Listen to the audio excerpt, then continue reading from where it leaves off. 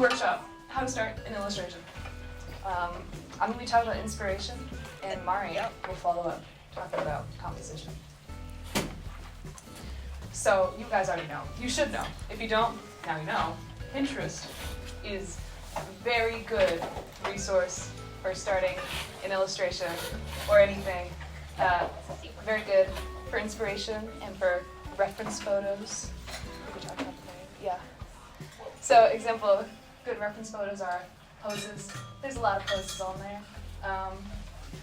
Yeah. No, you're good. I think I'm gonna, I'll press it. There's also good inspiration for some composition, rendering, coloring stuff. Yeah, I just highly recommend making a board for each scene and then putting all your inspiration in one board and like referencing it when you're making it. And then that's talking about the boards.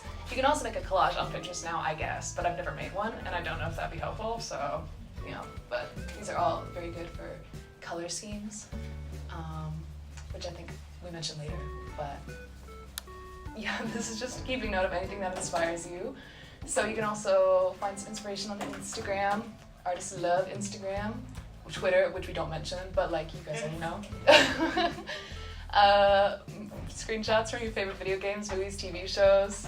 Yeah, you can just like take pictures too. It is very good sometimes to like take your own photography, like taking your own inspiration photos, because then it's like avoids any possible use of like plagiarism, but it's unlikely to do that anyway if you're doing inspiration correctly. But yeah, sometimes it's nice just to take your own photos. I can't tell if I'm talking too loud, sorry guys. So this is also, yes, colors. You can try out coolers. We've used this in a workshop before, so it's just like generates color palettes, and then you get to think a little less about color theory. It makes it easier. And then on to Mari for composition. Hey guys, composition stressing you out? It's okay, I got you. So, some ideas that you can use for your composition skills is there's like a list of like the very basic like different types of composition that you can use. So there's small versus big, arrival shot, hiding from / spying on, and then altarpiece, and then close up.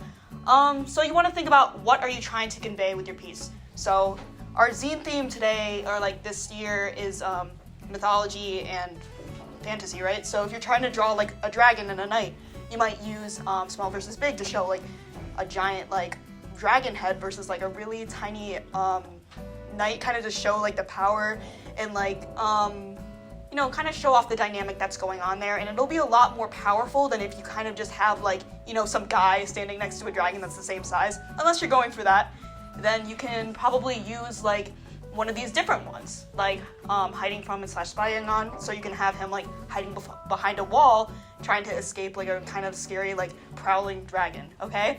And then we can have like an altarpiece, which is really nice for zines because it'll frame your character very nicely and just right in the middle, and it'll be beautiful, right? So that's a very easy way to like bring spotlight to your character. And then of course we have a close-up, which is really good for capturing emotion and just kind of capturing the face. And a rival shot if you want to have like a really, really cool kind of big moment, kind of like think of start to a video game. You can use an arrival shot to kind of set the scene.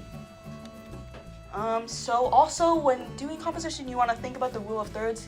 If you don't know what the rule of thirds is, it's basically you divide your kind of painting into and your canvas into like 9 equal boxes.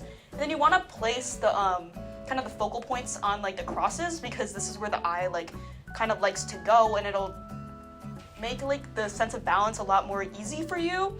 So if you're trying to just like dip your toe into composition, that's a really good place to start. And even like afterwards, if you want to check that it's following this rule, you can slap it on top like I did for my pieces here and see if they kind of fit in the right spot. So don't be afraid to try things out, guys.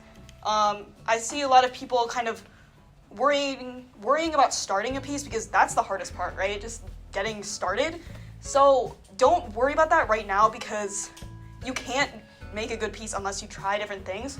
So what I like to do is just test out a bunch of different thumbnails and just like don't worry about trying to make them perfect. Just go through Pinterest and say, how can I make something that'll like kind of show my point? So this is like some different thumbnails that I did for a comics assignment. I just did a ton, and they weren't even like cohesive about the same thing. They were just kind of drawing whatever. And then you basically choose your favorite and you make it your own, right?